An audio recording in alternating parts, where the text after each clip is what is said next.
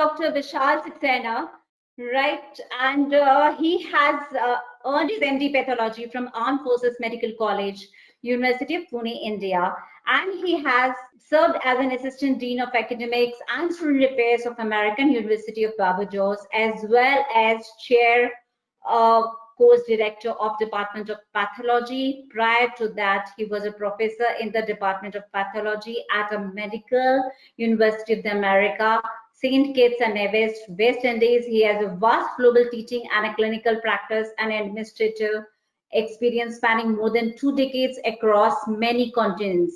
He has held key positions as the chief of the laboratory services at the Aga Khan Hospital, Tanzania, and medical superintendent at the International Medical and Technological University, Tanzania. He was the chief of Laboratory Medicine Department and Blood Bank, Mulchan Medical Hospital, and India's first JCI and comprehensive NABH aggregated hospital in New Delhi, India. Apart from teaching on Moksh online platform, Dr. Vishal is currently a professor of pathology at an American medical school in Netherlands. He has authorized many national and international publications, and his favorite areas of pathology include inflammation, cardiovascular, respiratory, renal, endocrine, breast, and hemostatic disorders. He has been bestowed with the most outstanding professor award in recognition of superior teaching and commitment to quality medical education at various medical universities across the world. He's an accomplished orator par excellence and has graced whiteboard presentations ceremonies at medical university as the keynote speaker on multiple occasions. So I welcome you, Dr. Vishal, and would want you to take over the session from this onwards. Thank you so much, Dr. Vishal. Thank you so much. Thank you, Moini, for the nice words that you had for me. Thank you, sir. Thank you. Please continue with this session. Thank you. Hey guys, a very hearty good evening to all of you. So let's do MBBS. MBBS a dream for many and remains a dream for many. Let me start that way. I also dreamt of being a MBBS long time ago, 32 years back. First of all, it comes to your mind, why to do MBBS at all when there are so many other lucrative careers and a lot of money and fame is associated with it? Why to become a doctor in the very first place? Even so, in today's era, when there are so many other choices left in the so-called commercial market to make a living for yourself. Well, the story is very simple to understand. The day you become a doctor, and take it from me, I'm an old horse, and you save your first life of a human being, that human being remains indebted to you throughout his lifetime, throughout her lifetime. You might become a chartered accountant, you have got a choice to become a lawyer, you can become a politician also these days. It's a big time career, guys. But the difference between this profession and the other professions is the level of satisfaction. And that level of satisfaction, in my very personal opinion, cannot be attained by any other professional. Because you save lives. This is the only profession wherein you have got the authority, the power, the knowledge to save a life, to diagnose a patient and to give back life to him or her. And that kind of a feeling of reward, as we say in medicine, is such a kind of a kick that you will never be able to get out of it. So medicine is not a profession as such, it is more of a calling. And for no reason, take it from me, I have served in 4 continents in the world, and it is still recognized that a doctor is next to God. Even in today's very materialistic, money earning, money chasing world, when you save a person who was about to die, when you diagnose a person who was not diagnosed for many days or months by different types of other doctors, we're talking about the modern medicine. I hope you will be practicing the modern medicine. MBBS is Bachelor of Medicine and Bachelor of Surgery. So it's a calling. It's a calling, and it has got a lot more than the money to offer, because at this age and stage, just as what I believed when I was your age, that there's a lot of money in this. There is. Undoubtedly, there is money, and there's a lot of money if you're a good doctor. But apart from money, there's so many things to it, the kind of respect you get in the society, the pedestal at which the common man and the rich man put you, look up to you, idolize you. You're an ideal for the society, you know. People want to become like you, people want to imitate you, people want to be a doctor at the end of the day. It's the most noble calling or noble profession for no reason.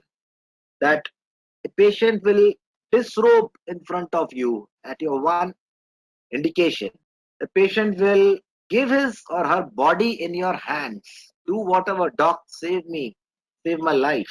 So it's very different. It's very different, and I think that when you become a doctor, a baseline MBBS, then you will realize it that you have chosen a very, very great line, very rewarding line, very satisfying line, very professionally satisfying line. Correct? Money is only one aspect. Okay. So, well, now when we talk about MBBS, we talk about around 23 subjects to be studied in MBBS. Correct? You study around 23 subjects in MBBS, whether it is from India or abroad. And out of all these 23 subjects, what's the importance of pathology? I'll sum it up in one line. Pathology is the backbone of MBBS, if I can say. Or let me broaden it up. Pathology is the backbone of medical science. Well, try and imagine if I remove your backbone, the so called spine, from your body, what happens to your body? You're just like an amoeba. You can't lie down, you can't sit, you can't stand, obviously. You become like a vegetable. You're like a vegetative kind of a state. There is no existence or meaning of existence of a human body without the backbone. Why is it called the backbone to pathology? Because it is the basic subject which gives the answers to all the hows and whys. We'll talk more about this as we go into the subsequent depths of this MBBS refresher course. So, the topics for today will be discussed under these headings: the importance of pathology in MBBS, importance of competencies based studies in MBBS courses across the world, the famous author books for the subject pathology, benefits of Moksh online sessions, my teaching methodology, and weight of pathology, the Medical Council of India exam, that is the next exam, and the United States Medical Licensure Examination, the so-called USMLE, which is a licensure examination which you need to qualify for practicing medicine in the United States of America. So, pathology, as the name says, just dissect it. Well, most of the pathology comes from Greek and Latin languages. The reason is that in ancient times, most of the globe was conquered by one of the Greek kings. Who was the biggest, the most famous Greek king ever? Anybody can give me an answer to that? Okay, he is called someone the Great. Someone the Great. Who was the greatest Greek king ever in the world? And he conquered nearly whole of the globe. So wherever he went, Lalit is right, Rudrang is right, good. Klich is right. That's nice. Faizan, Alexander the Great, Karan says Martin Luther. No, Martin Luther was from South Africa. So the answer is Alexander the Great. Correct. So Alexander the Great conquered most of the ancient globe. So wherever he went, the Greek language, his language and his people's language went. And once upon a time, Greece was very, very affluent financially as well as medically. Greece is the ancient soil for the growth of medicine, and we got our basic knowledge of medicine starting from the soil of Greece. So, most of the medicine to start with was written, understood, and communicated in Greek and Latin languages. And these words of Greek and Latin have stood the test of time, and till date, many of these words still exist. So it is good to know a little about Greek and Latin. Okay, you don't have to do a special course on these languages, but when a good professor professes medicine, he goes to the root meaning of these words or terminologies, as we call them, as medical terminologies, to their roots back into Greek and Latin language. Okay, so pathology. Let's break it into two words: patho Logy. Patho comes from the Greek word pathos. Add a S to it. Pathos. Pathos literally in Greek language means suffering. Suffering.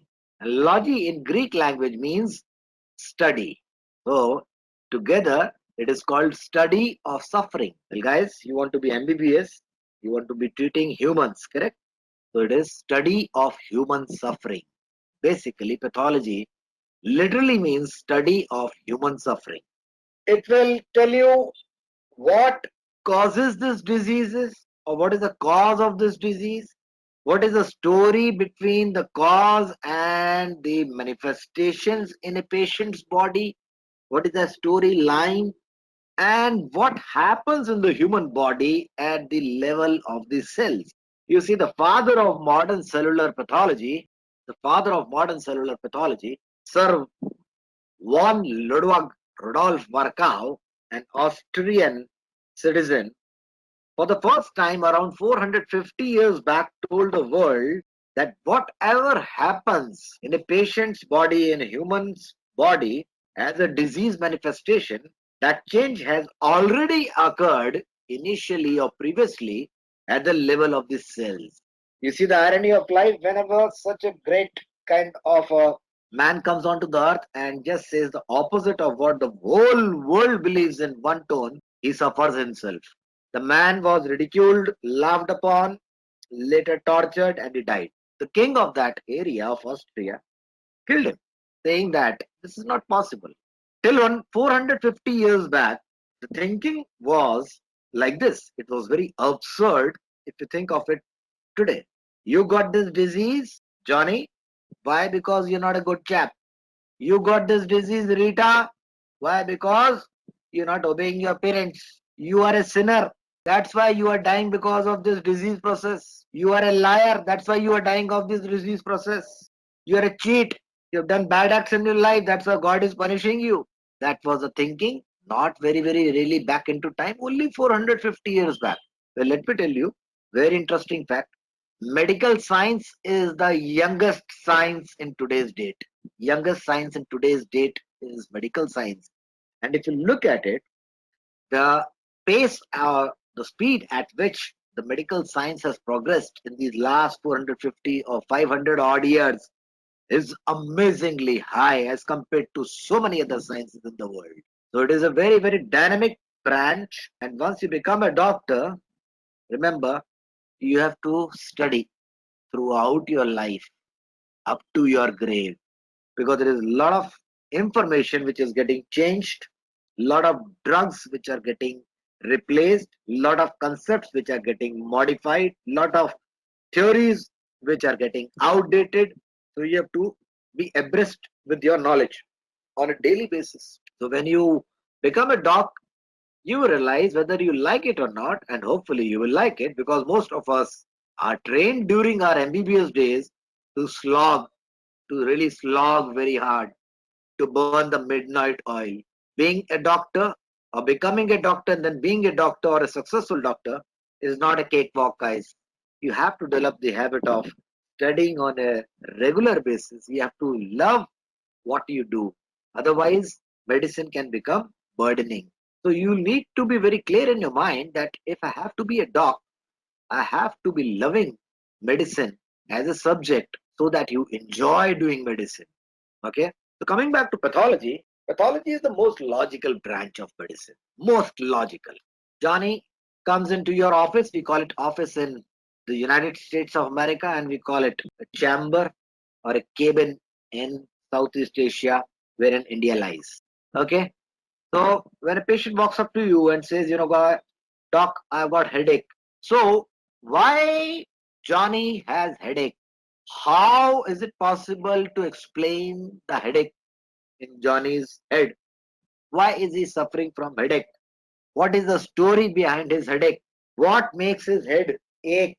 What is the basic root evil cause to cause headache in this patient called Johnny?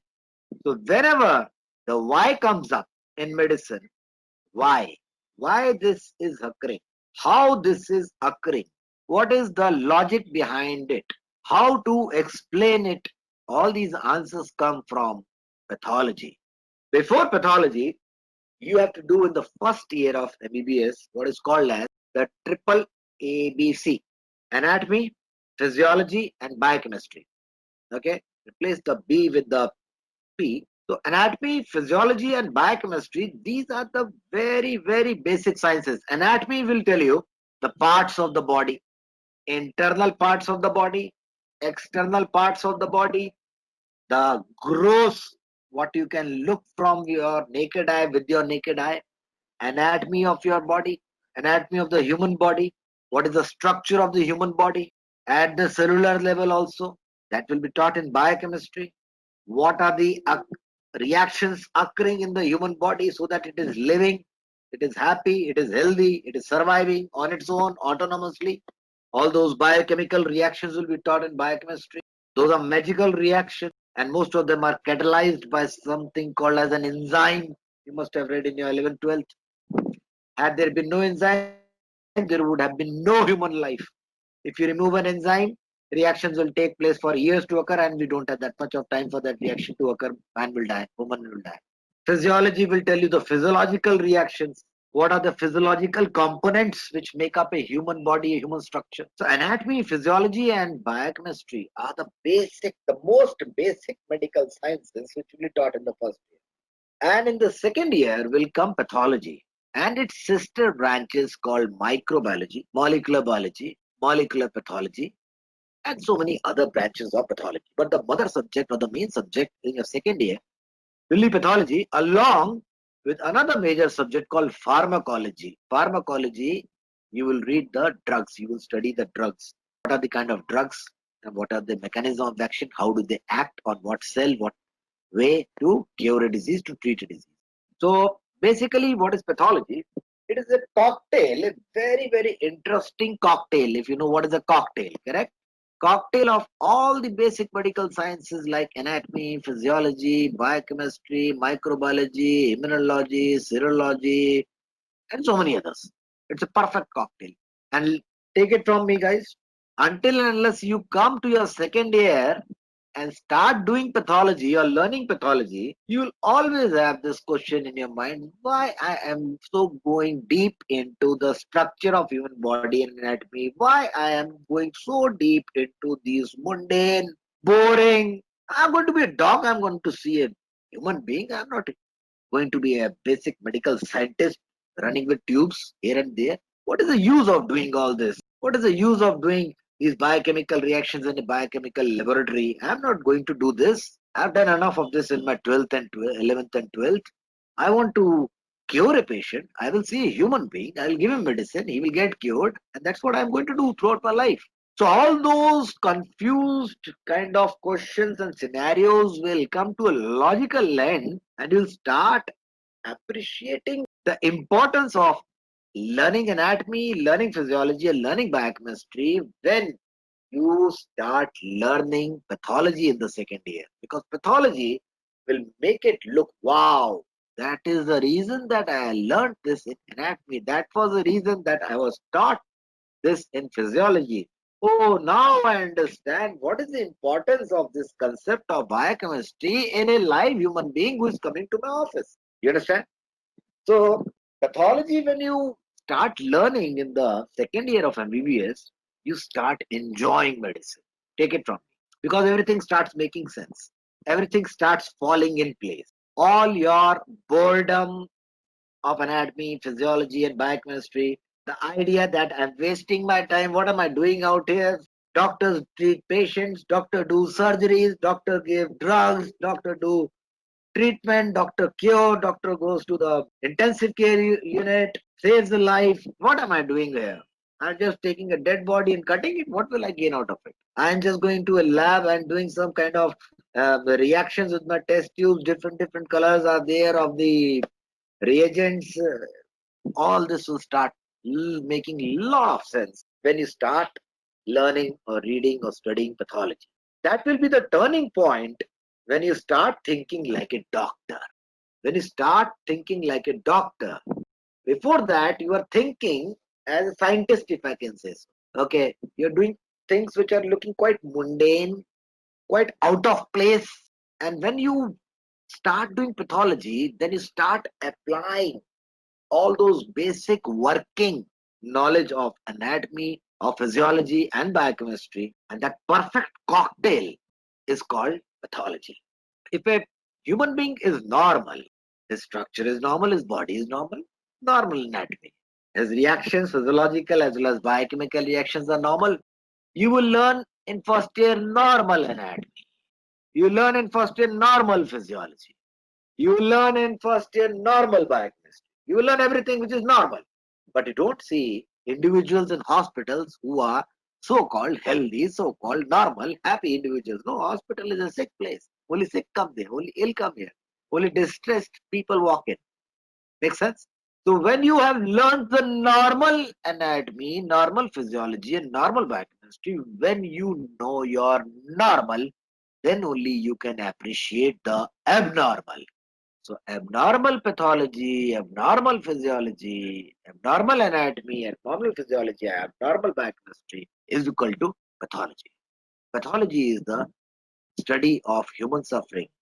Even simpler English, study of human disease. Make sense?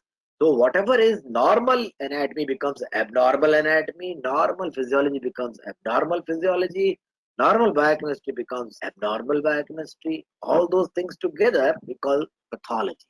So Abhishek says that there is some problem in body part. So Johnny has a headache. Correct. So who will tell? What is that abnormality? What subject will put light onto it, that what is the cause? How did it start? Why did it start? What is the basic root reason why Johnny has headache right now? Correct? So basically it will be abnormal anatomy, abnormal physiology, abnormal biochemistry, everything which is abnormal, because patients are not normal.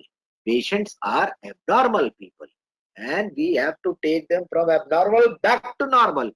And the only differentiating factor between a good and bad doctor, you'll remember this line maybe after 15 years from now, when you become a super specialist doctor, the Dr. Saxena said the difference, the only difference or the only factor between a good and a bad physician is his or her depth of knowledge in pathology. In the whole wide world, there are billions of diseases. There are so many that you can't remember, nobody can remember it, and nobody needs to remember it also.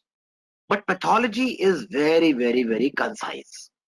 It is one of the vastest subjects of medicine, but as compared to this plethora of the so many diseases and disease processes in the world, pathology, if you know your pathology, you will come to a correct, conclusive diagnosis. Now, I'll tell you one very simple thing. The whole beauty of medicine lies in finding out the correct diagnosis. What is the name of the disease? What exactly does Rita suffer from? What is it? What is that which is making Rita suffer from migraine? Migraine is the cause of headache. There can be 1001 more causes for causing headache in Rita, but out of those 1001 causes, which is that one cause that is the cause of headache in my patient Rita? So you have to choose out of 1001 types of headache or causes of headache, only one type or cause of headache in your patient sitting in your office.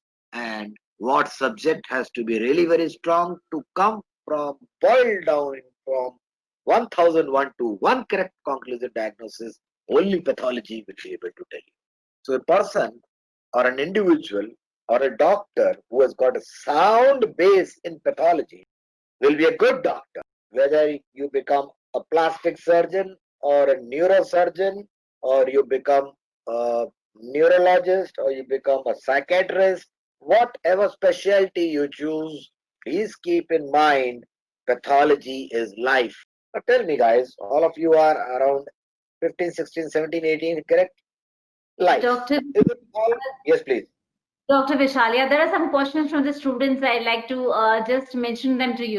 Okay. There is one question saying, what are the basic concepts of biology and chemistry in class 12th where we need to keep in mind for pathology?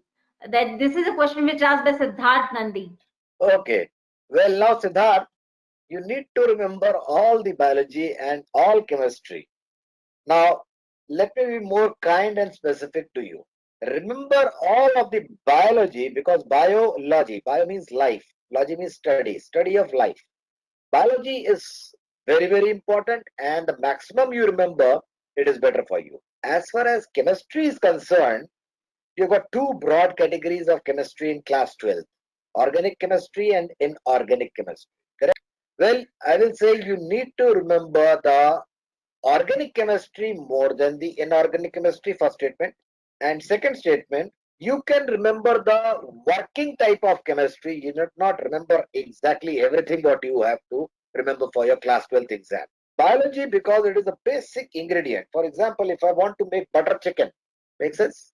I need at least butter and chicken to make butter chicken. At least butter and chicken. So, similarly, biology and chemistry together becomes biochemistry. And biochemistry is one of the basic foundations for the medicine to be learned.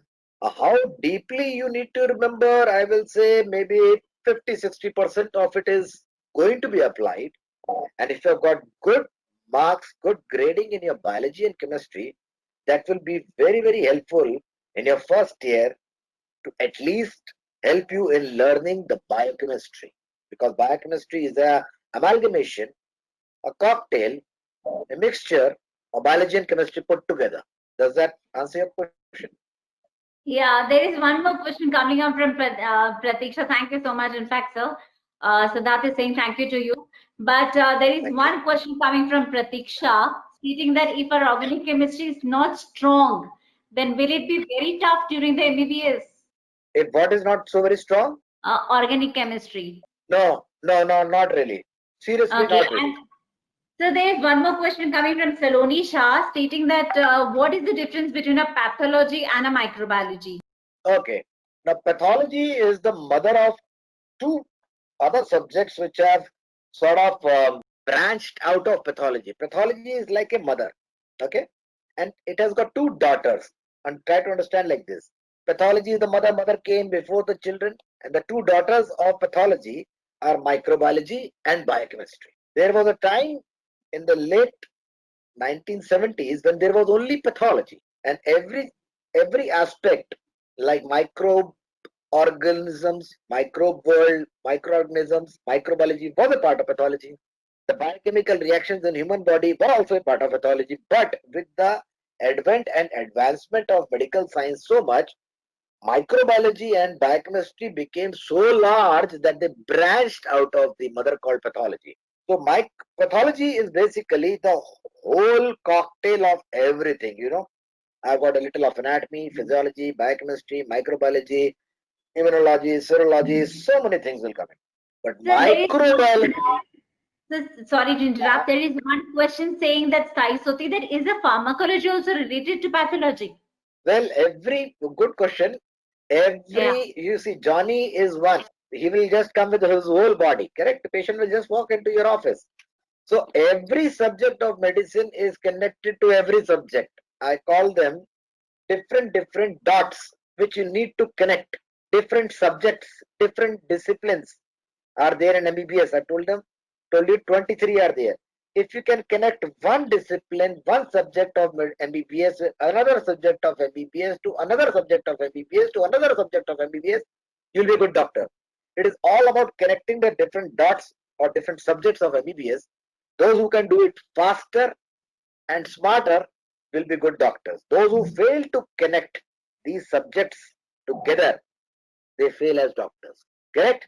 So you need to Okay. understand that anatomy, if I learn in first year, it is not good or it is not logical to think like that. I can forget it in the second year. Go on, I'm done with anatomy, to hell with it. It doesn't work that way. Finished physiology, I'll just forget it. I don't need physiology now. No, no, no. You need every subject's basic working knowledge till your grave, until unless you are living to practice medicine. So every subject is important, and more than that, you need to interlink the subject knowledge to come to a correct conclusive diagnosis to treat a patient successfully. Microbiology talks only about the microorganisms which cause the disease. Now, the most common ones are bacteria. You must have learned about them or at least heard bacteria, viruses. You have heard about the COVID-19. It is coronavirus inducing disease. 19, it came in 2019 December. So there are bacteria, there are viruses, there are spirochetes, there are helminths, there are parasites. So all bacteria and all these viruses and all these microorganism world which cause different types of infections in the human body, they are dealt with in microbiology.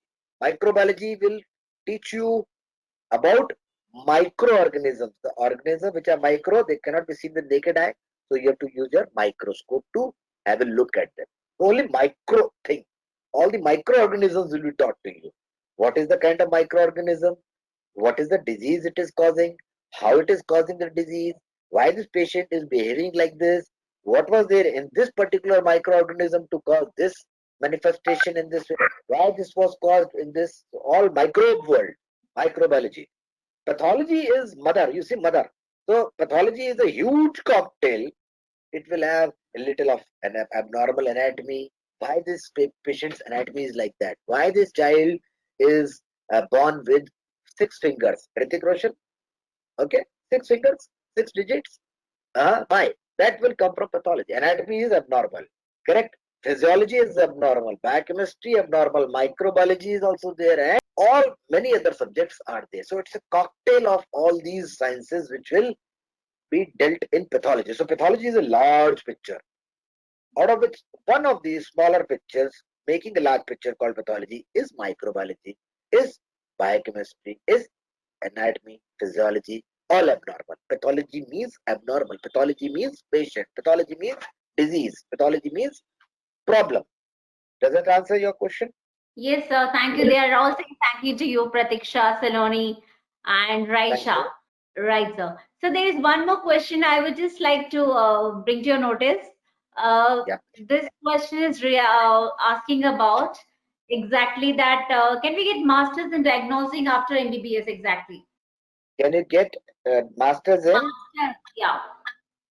Please come again. I didn't understand you. Can we get masters in diagnosing exactly? He was talk about diagnosing only after MBBS. Sure, that's what I am. First, I did Yeah. my MBBS. After MBBS, I did my MD in pathology. So that is, I'm a master. I'm a master. I hold a master's in pathology. Somebody can do MBBS and then a master's in microbiology. Somebody can do MBBS and then can do master's MD in biochemistry. So pathology, microbiology, biochemistry, MD pathology, MD microbiology, MD biochemistry, MD radiology, radiology X-ray guys, CT scan guys, you see, Yeah, chest. Dr. Vishal, just to add on to this, there's one more question stating, I mean, if you could elaborately explain about are pathologists real doctors was a question asked by Parmar, That Dimple. is very amusing. Yes, I am Yeah, existing. I am real. yeah, so Yeah. I want you to explain to them exactly into that matter. Well, yes, pathologists are real, and I am a live example talking to you. Okay. So pathologists are real doctors. They are.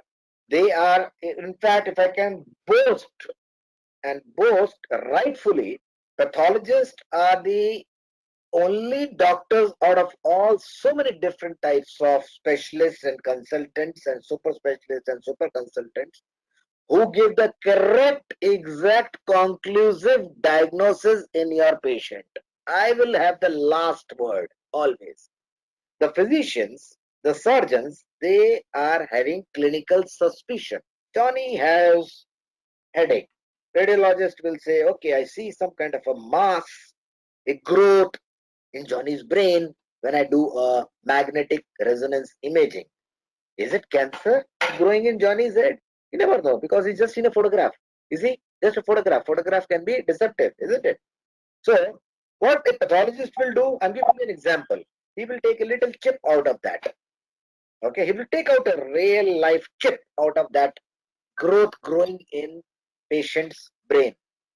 He will make little very thin sections out of it. He will color them with dyes. You know, you have all these dyes, whole world is colorful. God dyes directly, we dye indirectly, clothes, shoes, etc. I'll color all those tissues with my artificial dyes. And then I will look at those tissues. Sometimes I look at the cells and then I will say, oh yes, this is this cancer, this type of cancer. How much time is left for Johnny to live? Whether he will live for 6 months or he will live for 6 years? Is it possible to take it out at this moment or is it not possible to take it out?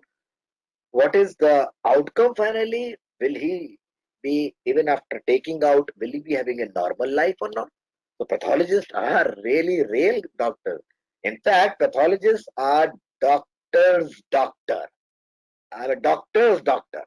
Whenever a physician or a surgeon is not having answers, I give the answers to them. I tell them this is what is on ground, and ultimately they will give the drugs, they will give the medicines, they will do the surgery. But until unless I tell exactly what disease it is, what to do, what not to do, what is possible to do, what is not possible to do, they are helpless.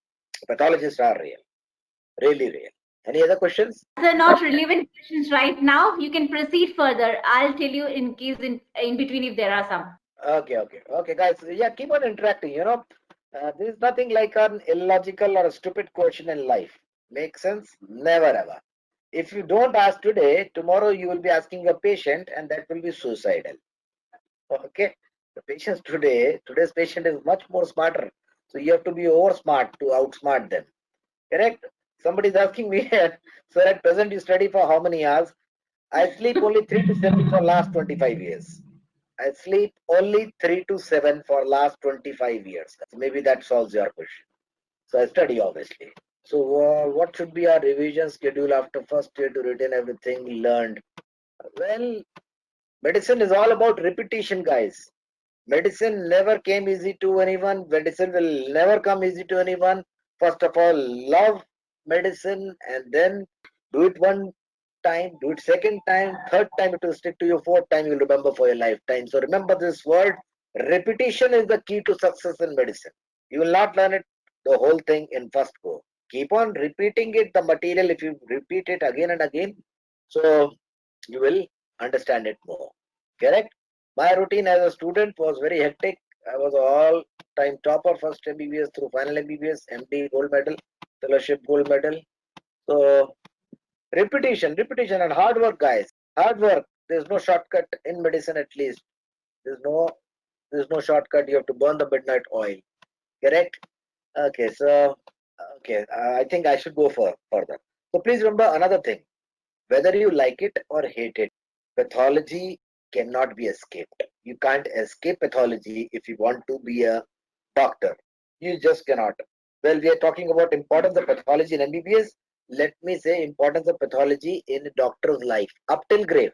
Up till grave. I've told you, if pathology is weak, no matter whether you are a neurosurgeon or a cardiovascular surgeon or a CTBS surgeon or you are a whatever kind of plastic surgeon. These are some of the hi-fi things which the kids like to evaluate, and they think that they will want to become one day. But if pathology is weak, somehow you have got to that position and you become, you'll always have that lacuna in the back of your mind. Alas, I would have I would have studied my pathology in detail, because life is pathology. Pathology is life. You see, nobody's life is hunky dory, not even Amitabh Bachchan's. Correct? Look at Michael Jackson. He wanted to live 150 years. People are crazy. He lived only 50. Okay. Pathology cannot be escaped because it is from head to toe. Whatever is wrong in your patient's body, wherever it is wrong in your patient's body, it is pathology. Whether you become a skin specialist or you become a physician or you become some kind of surgeon or whatever you become, pathology is there. Pathology means disease, and you're going to treat some kind of disease. It is study of disease. Correct? And pathology, as a student of MBBS, is very heavily asked. Very heavily asked. I'll tell you, in the next, it is nearly 40 to 45% of the exam of next is hardcore hitting pathology. So you can understand the weightage of pathology in the next. And in the U assembly, It is 48 to 52%. Clearly given on the USMLE official website. So nearly 50% of your next or nearly 50% of your USMLE is hardcore pathology. And from here only you should understand and appreciate that what is the importance of pathology in medicine. It is a backbone of medicine. Okay.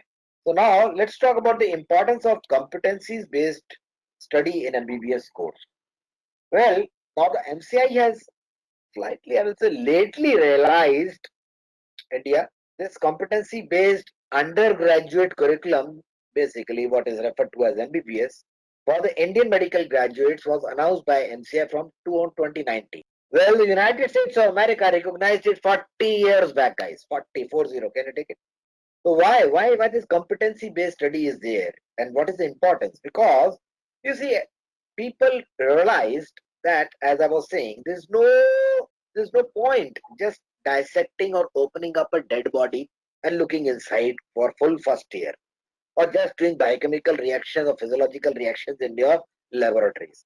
Ultimately, what is the goal at the end of the MBBS? To see patients. This was realized, and that's why now the focus on the clinical exposure to the actual real patient is from the very first year, very first day of a medical college. We call the medical schools in America. Very first day you will be said, okay, you have learned your anatomy, done your physiology, biochemistry class, go to the hospital. Look at the patients. Start looking at them very early in your career. Because ultimately, you'll be more comfortable if you start early anything. When I was a student long time back of MBBS, we got to see our patient in the last final year. And we just had 1.5 years to see them. Till that we were just doing theory.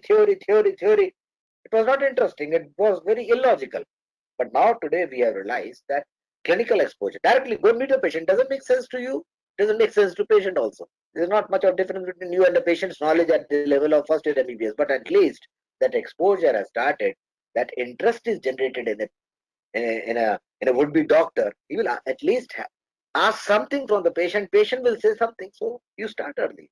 Then now the learning has become learner-centric. That is you. It is more about you. Your teaching, your learning is the center of attraction now. It has become more patient-centric. Patient is important and learner is important. In my times, who was important? Not the learner, not the student, not the patient also. I told you, patient we saw in the last year, final year. And as a student also, not much of centricity was around us. Who was the most important? Teacher-centric. Teacher says this thing, he is the last word. Don't challenge him. He is the teacher. He is like God. But now the focus has just become opposite. You are the center. We encourage that you ask, you challenge. You see, medicine is not a fixed science. Okay, it keeps on changing.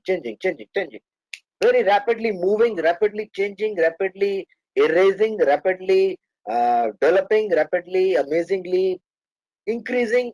Keeps on, like a snake keeps on changing its skin.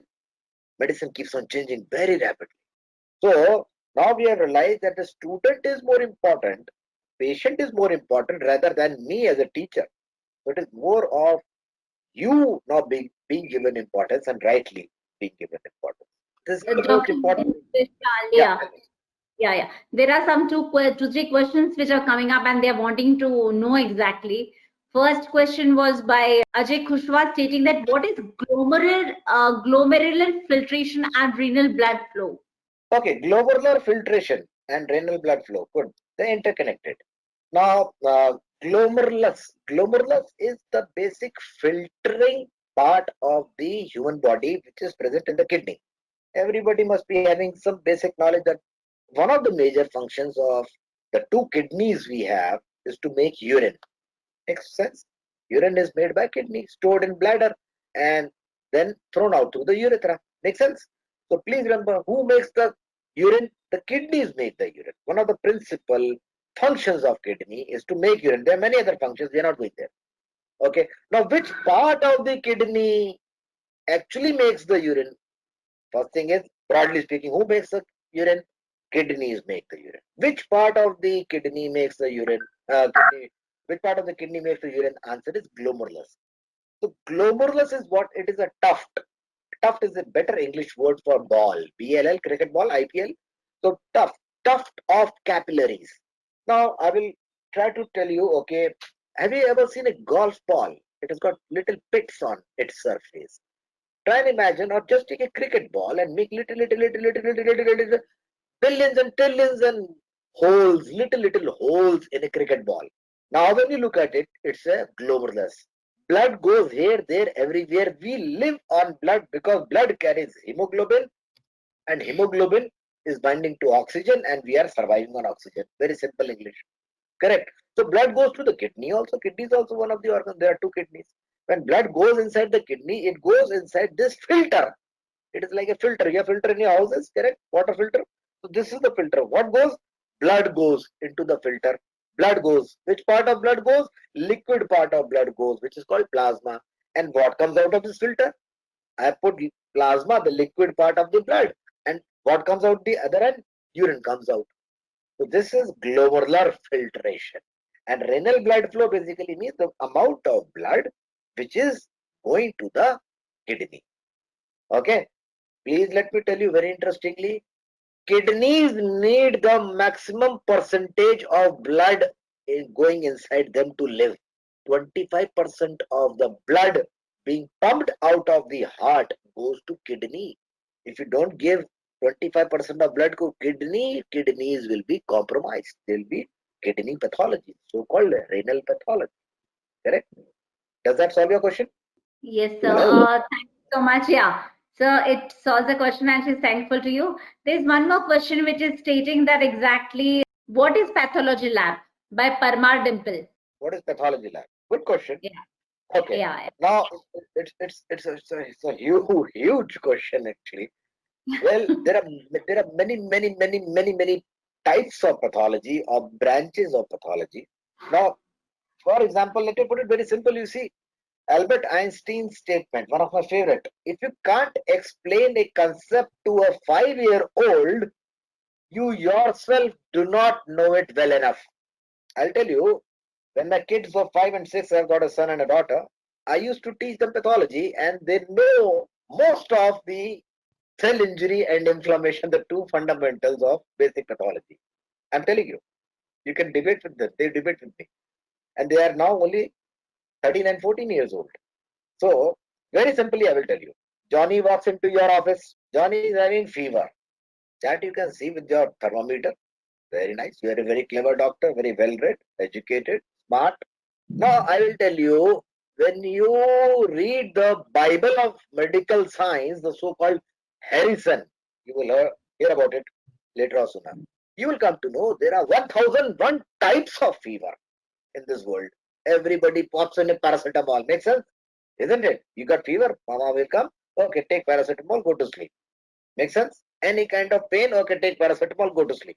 It works for most of us. But that is only one type of fever or one type of pain.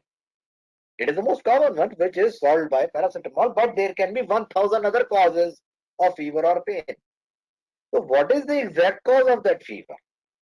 What is the exact cause of that pain in that patient? It is not going by paracetamol.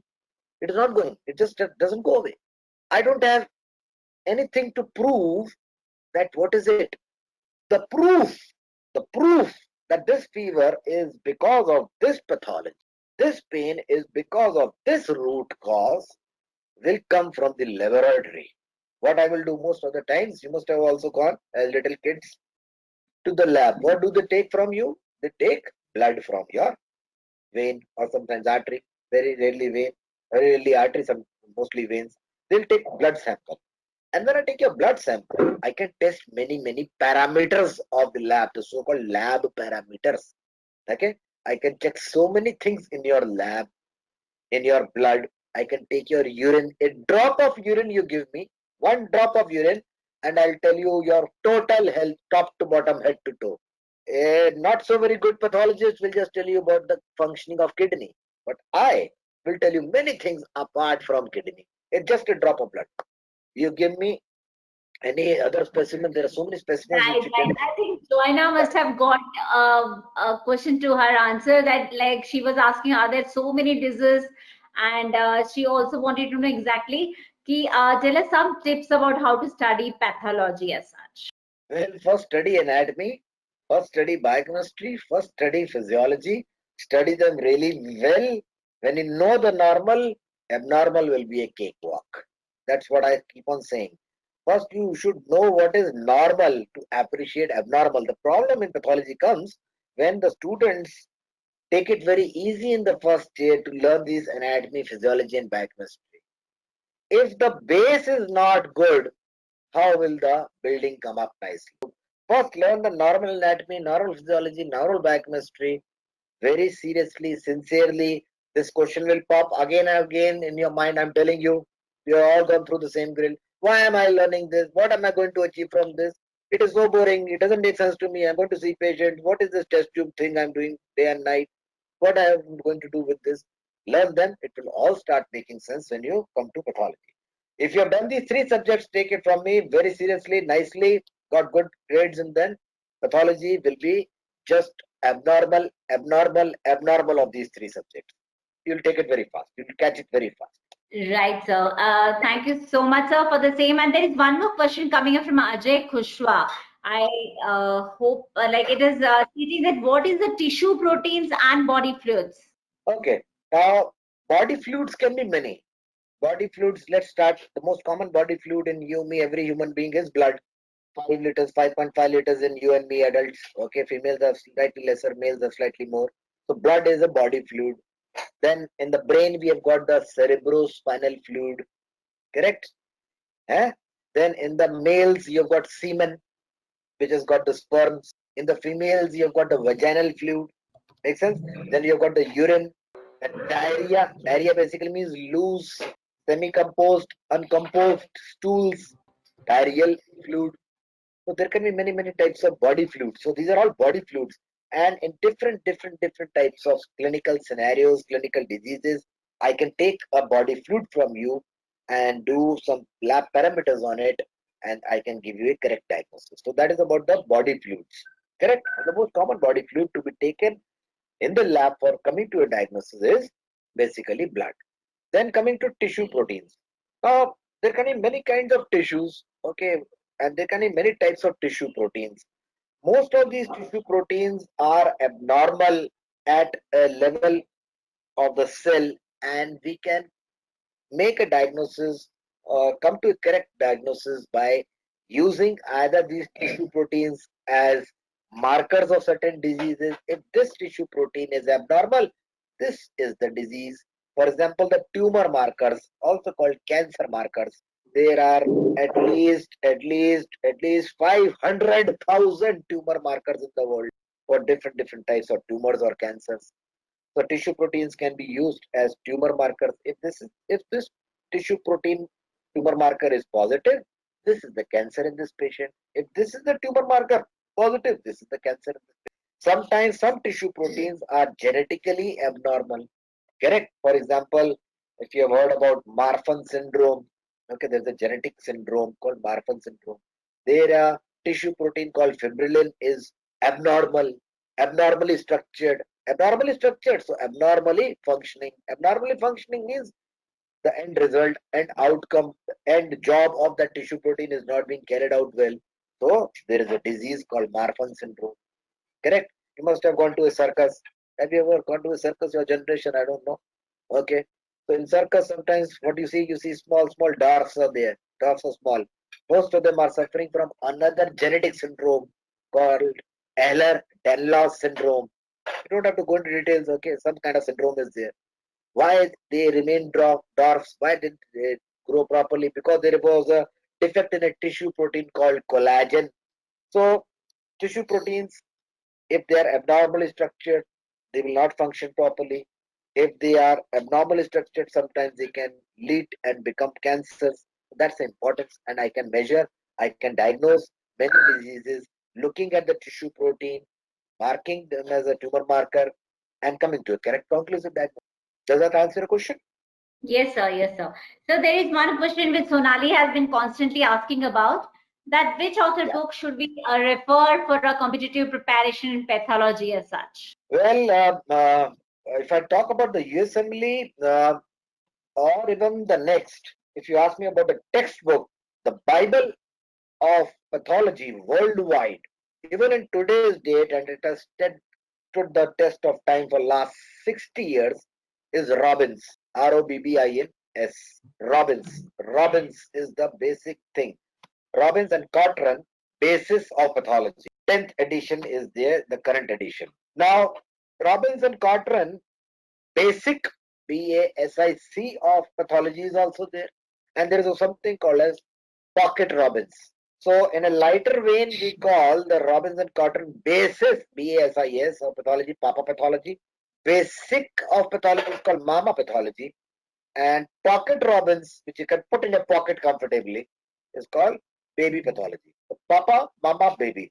Now the point comes, student is confused at the level of the MBBS what to do. I will tell you with 100% conviction, don't get confused. Never ever touch basis of pathology. You will never be able to finish it. Time is not there, it is not doable. Until unless you are a very smart guy or smart girl, it is no point. And it is not required also. Let me tell you.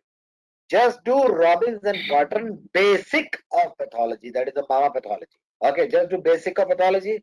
And once you do the Robbins and Cotran basic of pathology, the Mama pathology, the pocket pathology, you will do it in 48 hours. If you give a sitting of 12 hours each day.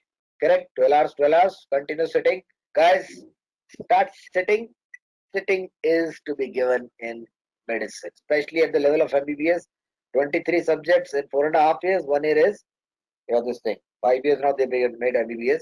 So you have to sit for long hours. Good strong coffee, midnight oil, no disturbance.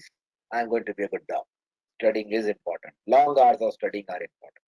As far as USMLE is concerned, do first aid. It is a sort of crash kind of a information, crash course kind of an information. But it is good. It is good. It has got its own little flaws in the sense that uh, for example, you go for a Bollywood movie. Let's say Bollywood, everybody understands whenever you join it. Let's say you've gone for a good Hollywood thriller. Let's say the movie is for 2 hours. You come in at half an hour. You will not be able to understand what happened half an hour back. Correct? You'll be lost somewhere. Before maybe you can speculate, oh, maybe this happened. Make sense? So first aid is not the whole story of pathology. If I say female mosquito bites Johnny gets malaria. This is very simple. Everybody must be knowing at least this thing from a biology. Female mosquito bites Johnny gets malaria. Now, female mosquito bit Johnny on 12th of October at 11:35 a.m. Correct. Did Johnny get malaria at 11:36 a.m.? No, Johnny got on 14th October 9 a.m. Let's say. So what is the story between 12th October 11:35 a.m. and actually when Johnny got malaria diagnosed in the lab on the 14th of October 9 a.m.? That story timeline, step by step by step by step by step, scene after scene after scene after scene after scene after scene. That continuous story is important and asked and is important. That is the only story. You see, pathology is like good storytelling. You have to be a good storyteller.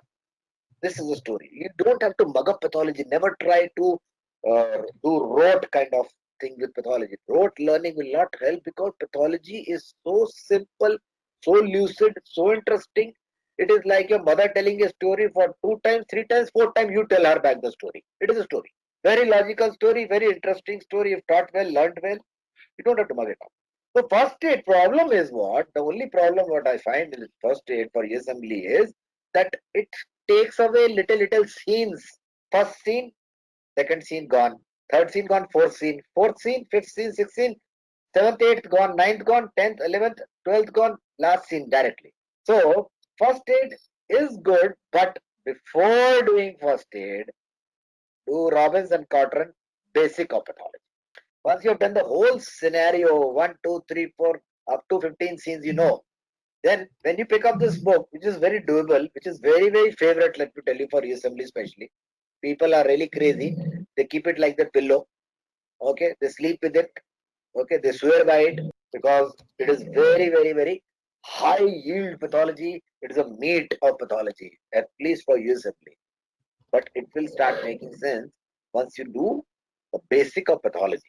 If you do it directly, then maybe you will have some questions in your back of mind. Something is missing and you don't understand. So what I advise, if you don't want to do for some reason the basic of pathology, the pathology, and directly want to do first aid, when you do this first aid book for USMLE, start putting papers, little information which is missing there on that particular paper, you put it there. Okay, stick papers. Okay, stick papers over there, or write with your pen, write with your colorful pens, write with your markers, whatever is missing. Okay, at the end of the day, when you do this way, if you have to do that way, if you don't want to do the basic, your first aid, if it is 5 centimeter thick, it will become 15 centimeter thick, and then it starts becoming very logical, the whole scenario. I don't mind students doing that also, because the thing is that at the end of the day, you have to put the fillers for yourself. Medicine cannot be taught, medicine can only be learnt. Sir William Osler, the father of modern medicine, said, medicine cannot be taught, medicine can only be learnt. And the best way to learn medicine and the best teacher to teach medicine is not a professor, is not a book, it is a patient. Once you see a patient yourself, what the book says, oh my God, this patient will have this kind of an ulcer, which looks like this. No matter how much I will try to tell you how it looks, I'll put pictures after pictures. But once you see one patient, Johnny, and that particular ulcer, it will stick for you throughout your lifetime. Take it from me. So those are the important books out there. Well, benefits of Moksh online sessions, top faculty teaching. I've been teaching across 4 continents now. Okay. So the faculty is not compromised. They know their job. They've been doing it for donkey years. I've been doing this pathology teaching for last 2 decades. I taught in all the continents except Australia, and so have all the other faculty teachers also, which have been a part or that are part of Mosh. Correct? Right from the first year, there is no compromise. They are experts. We are subject experts. We know what we are saying. We have gone through the drill. We know what is there on the exams. We can predict the exams to quite an extent, because we have been doing this for our bread and butter for last so many years now. So we are having a quite a very big scientific guess to what comes on the exams, what are the favorite areas, what are the areas which are never tested, so all those kind of things. We are doing live online coaching. That's a great thing. You know, I think this is one of the only platforms in India which is doing right now, as far as I know, because these faculties are from across the globe, so you'll be benefited in multiple ways, correct? And you can ask questions, guys. This is very, very, very, very, very, very important. You see, you know, gone are the times when the didactic lecture was there, and the students, like my time, we had no say in our learning actually medicine. We were just like mummy sitting there. The professor speaks something, whether right or wrong, we cannot challenge him, we cannot ask him. Those were the times. But nowadays, times have changed. You're given an opportunity. It is more of you rather than me. It is more a patient. So live online coaching is very, very, very, very, very, very important nowadays, because you got an opportunity to ask questions to pathology professor, to microbiology professor. You can ask right now in real time. You can kill your concepts. You can clarify your concepts. You can be on the same page. So that is very good. That is very, very good. That is, I think, the biggest advantage, that this is an online live coaching. Otherwise, you got YouTubes, you got so many other platforms wherein people are teaching, but you cannot ask them. You cannot really ask them. There's something very, very, very, very, very different or very distinguishing uh, this kind of sessions from the ones which are just being heard. You're not being heard, you just have to hear. So that doesn't make sense to me, correct? And we are teaching as many as 10 different country students. So it's a multicultural kind of an environment. Artificial intelligence based LMS is the backbone of this whole program conducted by Moksh. We have got extensive test analytics, doubt solving support.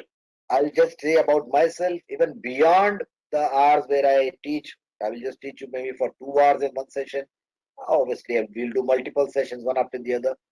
But beyond the hours of sessions also, if you have a query, you can always WhatsApp to the Mosh people out there, and they will forward it to me.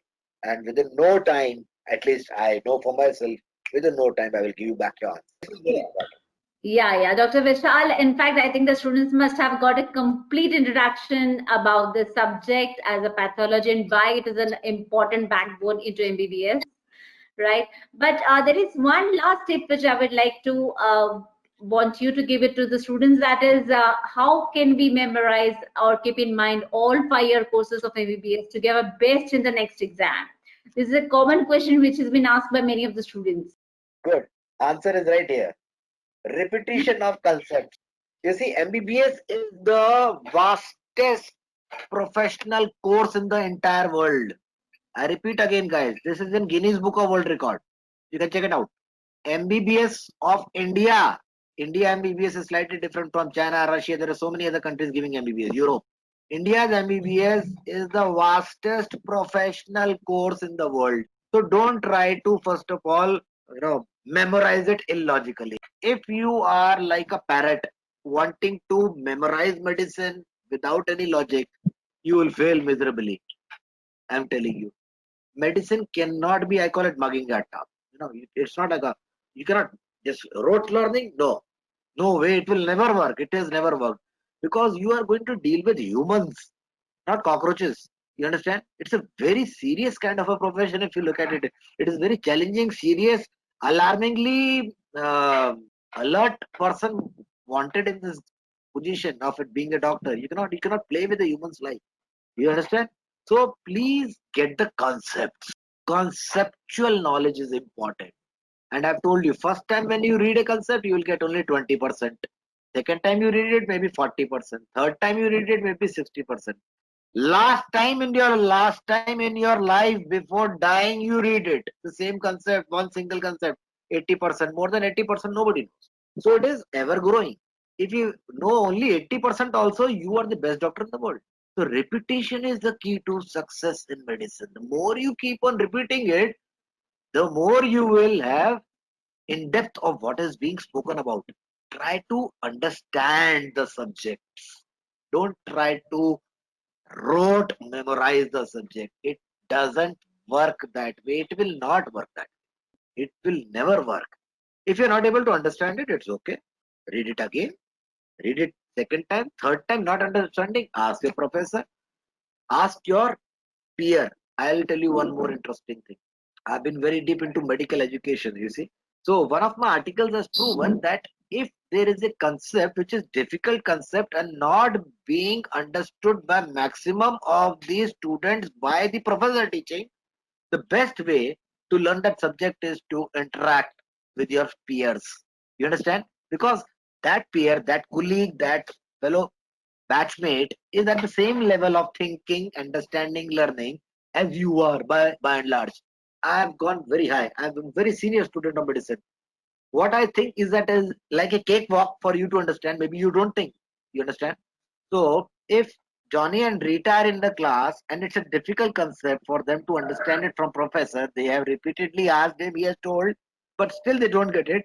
What the best thing to do is Johnny asks Rita, you read it. Rita asks Johnny, you read it, and then we discuss.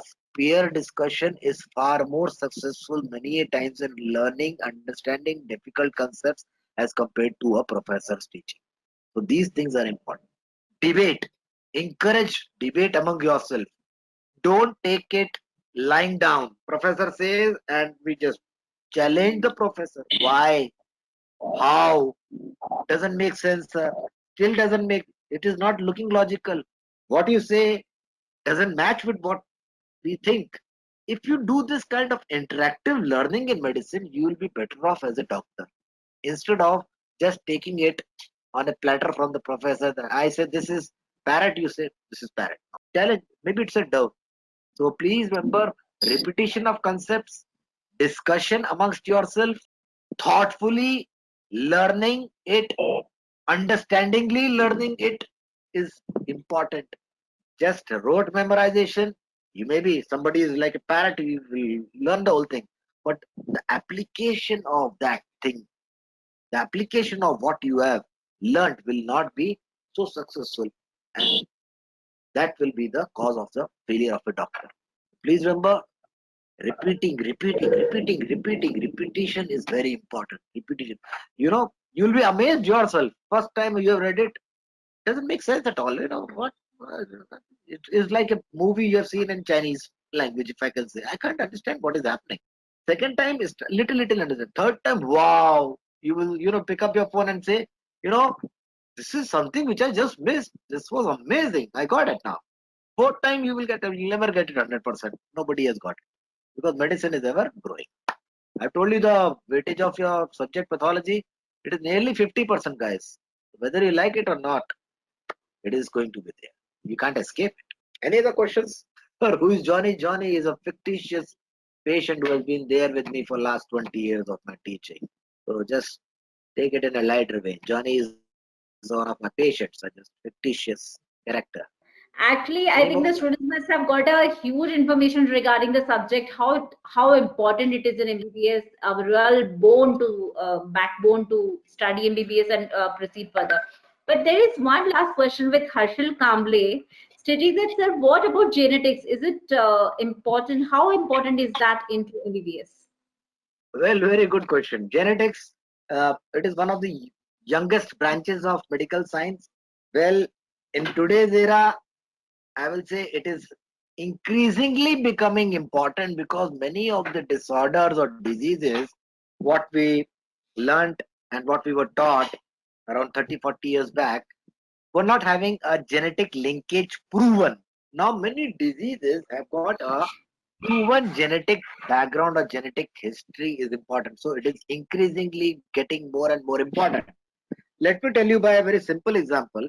I give my very simple examples from my lifestyle, my career.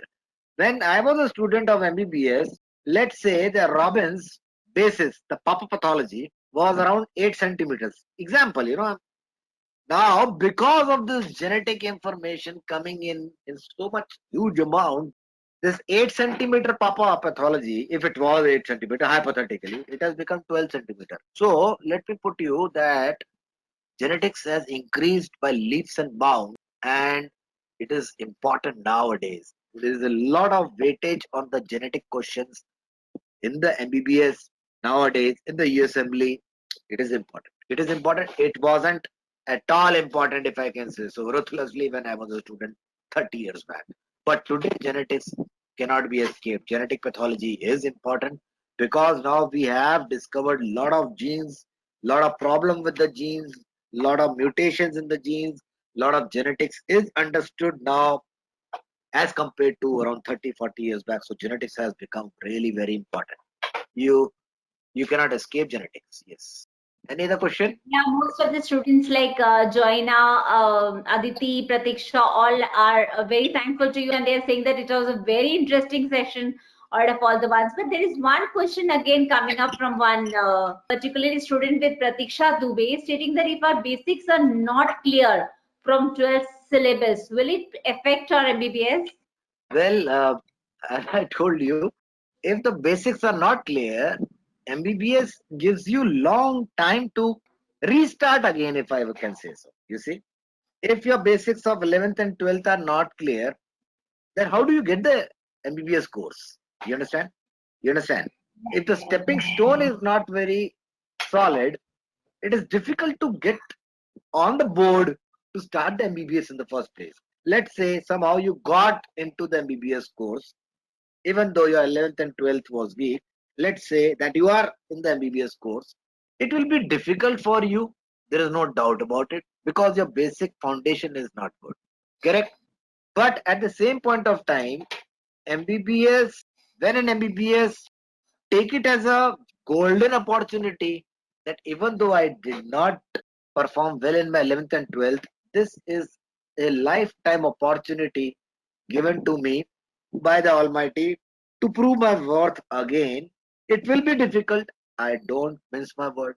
But you can, with hard work, sincerity, and a timetable, a daily timetable, guys, calendar your life. I always tell my students, calendar your life. Only 24 hours there.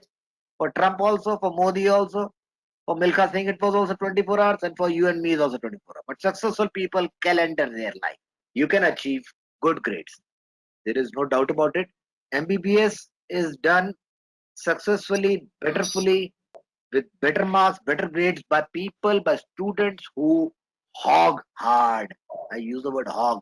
You understand? Work hard.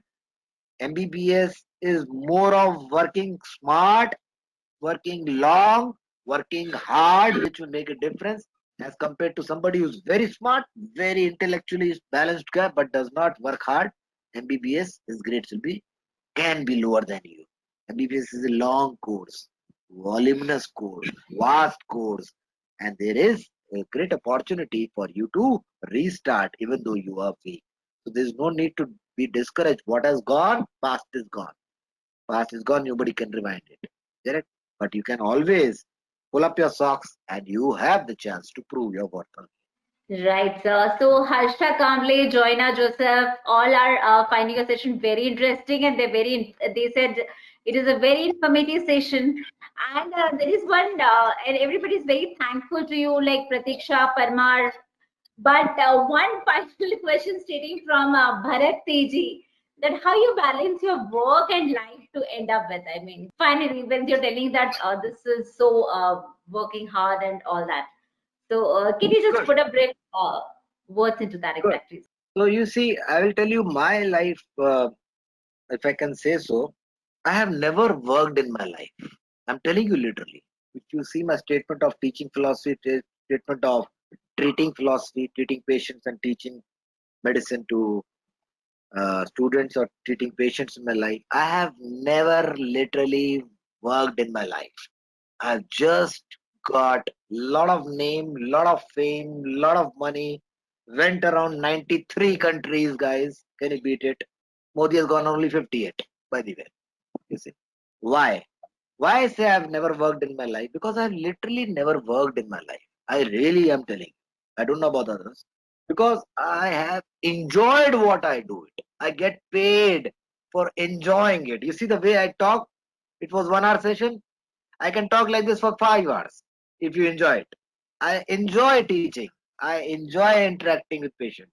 I enjoy interacting with people. I enjoy being with the sick. I enjoy saving lives. I enjoy being a medico. I enjoy being a doctor. It's me. It's my profession. It's not my bread and butter. It's my joy.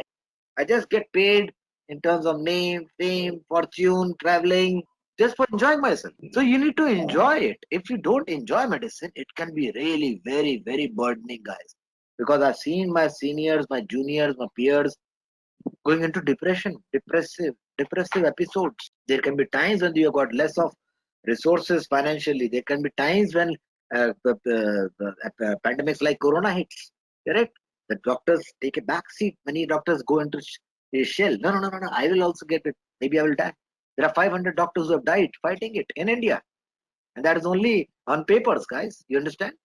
So I've been on the front line because I enjoy it. I'm not afraid of it because I take precautions. I enjoy it. I just can't explain it further.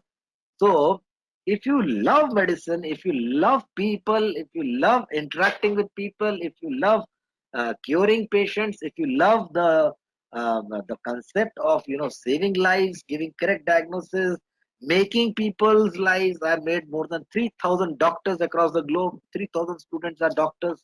My students are doctors. Wherever I go, I don't go to a hotel. I can't go. They will come to know, and they will. You know, there's so many things beyond this. There are patients across the globe which I have treated. So there are a lot of prizes out there, there are a lot of awards out there, there are a lot of rewards out there. But the basic thing is that you have to enjoy what you're doing, and then that line of demarcation between my work life as a doctor and my personal life fades off. At least it has faded off for me for so long, as far as I remember. Okay, but then the other thing is that obviously I give time to my family. I do enjoy life also apart from my being a doctor. But then maybe at my age you will realize that everybody has to draw a line somewhere. Correct. So I drew this line around 5 years back, around at the age of 42. I said enough is enough. Now my children need me more. My wife needs me more. My children's career needs me more. My health maybe has to be taken care of more. I'm no longer that young. So maybe that line will be drawn by you sometime or the other. But as far as your MBBS is concerned, guys, be very serious. Because you see, Taj Mahal, you know Taj Mahal? Taj Mahal was built in 17 years. The building, Taj Mahal in Agra, correct? One of the seven wonders of the world. Shah Jahan made it in 17 years. But the foundation, it is on the banks of a river, a mighty river called Yamuna in Agra, correct? The foundation for that Taj Mahal was laid for nearly 30 years. I think that sums up my whole thing. So 30 years foundation was laid by Shah Jahan. And in 17 years, half the time, he built Taj Mahal, it is standing the test of time. So foundation has to be really solid. Once MBBS is solid, then you will be a good doc. That's what I have seen. People who have got basic foundation of MBBS as good grades in MBBS and different subjects, it becomes very easy for them to capture one subject because specialization like MD is only one subject out of those 23. Make sense? If you know all your 23 subjects in and out, you just pick up one of your choice and you make it. You make it big in that. So MBBS is the basic foundation. Take it very seriously. At the same time, you are kids. At this age, everybody enjoys. We used to also enjoy. But then this is make or break. Let me put that way. Either the MBBS makes you or breaks you. If your MBBS is solid, you will make it very, very nicely in your MD. And now the days of MD are also gone. Now you have to do super specialization. That is called DM or that is called MCH. So yes, I balance it out easily.